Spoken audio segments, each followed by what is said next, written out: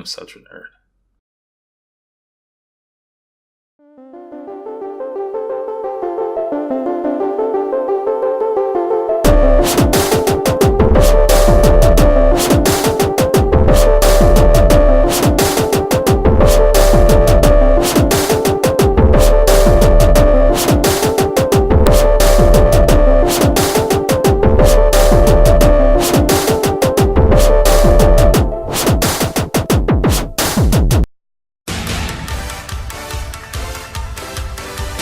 When Naruto started over a decade ago, it definitely took the world by storm and became a cultural icon within years of its launch. It told the story of a boy who was basically shunned by his village and grew up to become one of the most powerful in there and also gained their respect. Of course, along the way he makes a bunch of friends and learns the true value of strength as well as other things, and it's really a good teaching tool for kids. However, what I didn't understand when I first read it was how big the thing would actually become. Here we are 10 years later, and it's still making brand new games, all things like that. Of course, when I saw Naruto Shippuden Ultimate Ninja Storm Revolution on PC, I had to take a stab at it. When I first kicked on the game, it was actually a little bizarre because it gave me a little pop-up screen which I can't show you, that basically just asked do you want it V-synced 1920 by 1080 or anything like that. I picked my options there, but there weren't a whole slew of different things to change, which usually means it's a port. After you get into the game, however, there's a huge opening screen and a huge opening, basically, ceremony that showcases all the people that worked on it, as well as an opening little trailer that shows all the millions of characters that are in there. There aren't actually millions, of course, it's more like hundreds, but it's a giant cast that covers the whole story of Naruto. From the kids, to the adults, to the super god forms, everything is in this game from what I could tell. I looked around and tried to find a story mode or anything like that, and the only thing I could see was the Ninja World Tournament, which sounds a lot like Dragon Ball Z, so, went ahead and gave it a shot. As it started up, it actually let me choose between different characters, even though I guessed it was going to do a regular story mode and then go into some other stuff. It kicked off by explaining exactly what the World Tournament is and how it relates to the world Naruto. The tournament itself is more like a classing thing because there's D rank, there's C rank, B rank, A rank, S rank, just like there are different ninja classes. They didn't talk about anything above S rank, but at the same time I expected to have to go through each one to really beat the whole game. So as I started up, I decided to look through every character available, and even at the offset for a fighting game, there were over 30 or so characters ready to go. I didn't want to pick one of the fan favorites because, we see them so much on other videos, so I decided to go with the current Mizukage, Mei. I guess I was hoping for more voiced things. They had the voice actors on tap because I've played the rest of the game in multiplayer, and I know there's different things where they yell out their attacks and they say their signature jutsus, and it's the voice actors from the American show. I think there's also an option for the Japanese one, so at least either one would be good to get me into the story mode. However, after you arrive on the beach, they did start talking to me and telling me different things about what I could do, and before I even started moving, they basically bombarded me with different things I had to know and remember to actually continue through the game. Basically, certain things like a map, the different trap tools you have to buy, there's a shop you have to go to get items before the battles. In hindsight, it does look like it was worthwhile. After they finally finish giving you all the little pop-ups, you get to walk around for a bit, and you don't get to run, which is odd. After that, you start talking to different people, and eventually you reach the person that lets you fight. This is what I was looking for because I love the fighting in these games, and I was hoping there would be some kind of tutorial or teaching thing to help me acclimate to the new techniques and everything in Ultimate Ninja Storm Revolution. Sadly, there's not much in the way of that. You can go into your menu and look through every single tutorial thing, but again, they're all written out, they're not made to a point where it's really easy or accessible to do it. There's no tutorial list that you can go into a mode and just start fighting while you're there. If you're in World Tournament, you just have to keep going through World Tournament or save and quit. There is no alternate way to play that mode. Once you get through all the hubbub, of course, you're able to start doing the little preliminary matches. They force you to do a 4-way match in this tournament. That means you don't get to actually play the game like it usually is played. They have you play what's called an orb game, which is basically broken down to where you get 1,000 orbs each, and you try to get more orbs than the other people that you're fighting against. It's a little easy because you can just spam your jutsu on the guys and they don't know what to do about it, and eventually if they run out of orbs and you hit them, they're dead.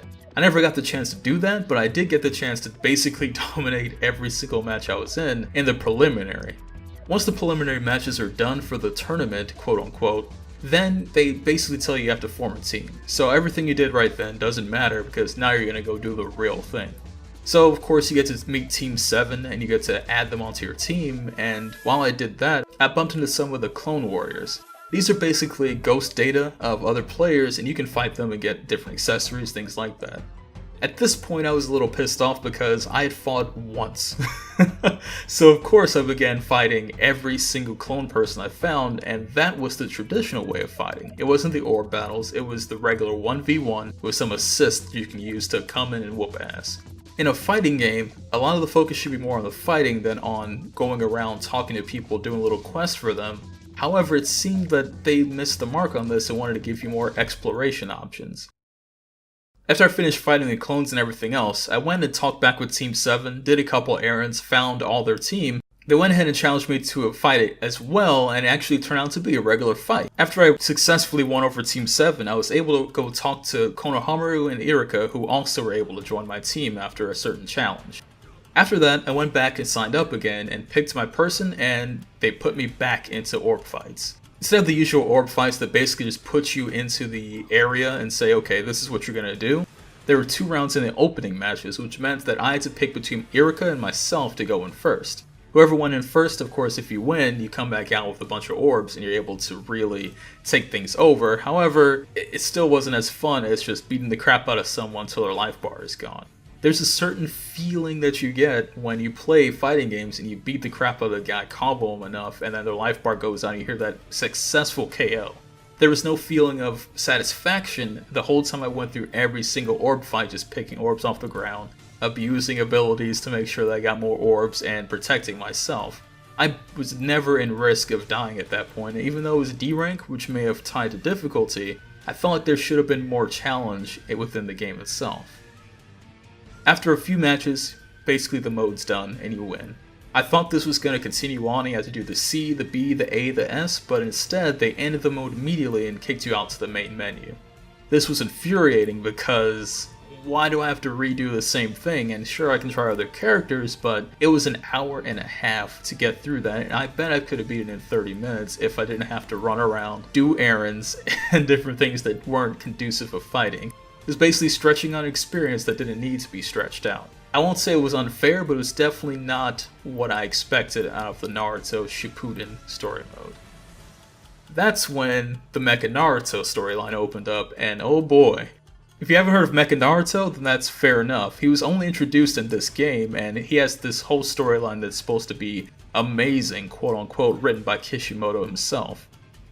As you start the Mecha Naruto storyline, it kicks off in the same way. Basically, there's a Ninja World tournament that's going to happen, and you are participating as Naruto. You're not able to pick a different character this time, which is fine, and I expect that there would be a bit more involved story if this was the case. As you kick it off, of course, you end up meeting up with Hinata, who then asks you to go deliver some packages with her. As you continue on, you decide to explore this island that is something that you've never been able to do before. So as you walk around, Hinata asks to join your team. This is of course perfectly okay for Naruto, as he and Hinata are kinda tight at this point. However, as they continue exploring the island, they bump into something they didn't expect. Mecha Naruto. Mecha Naruto claims that he's missing some of his memory module, and basically takes out his brain and shows it to the group, saying that I need the other part of this to remember exactly what my functions are. After some deliberation and some reveals, Hinata and Naruto realize that the prize for the world tournament is actually the missing part of his brain.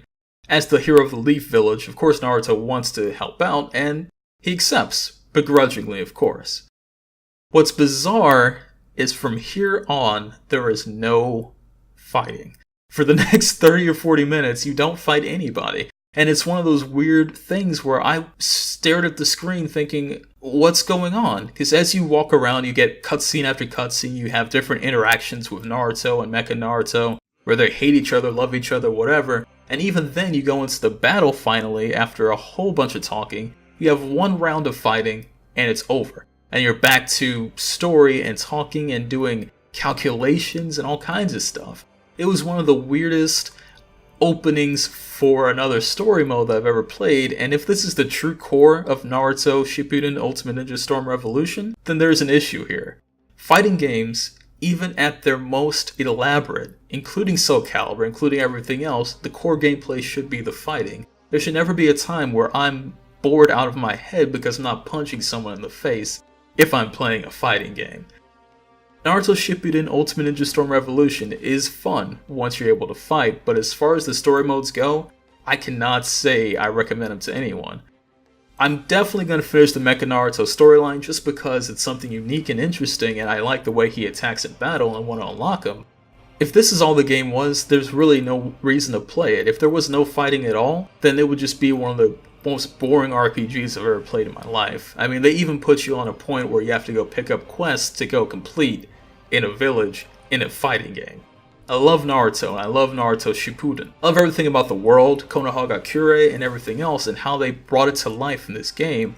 But what I don't love is having to run around and figure out exactly what I am instead of just beating everything up. It's a fighting game, guys. Come on.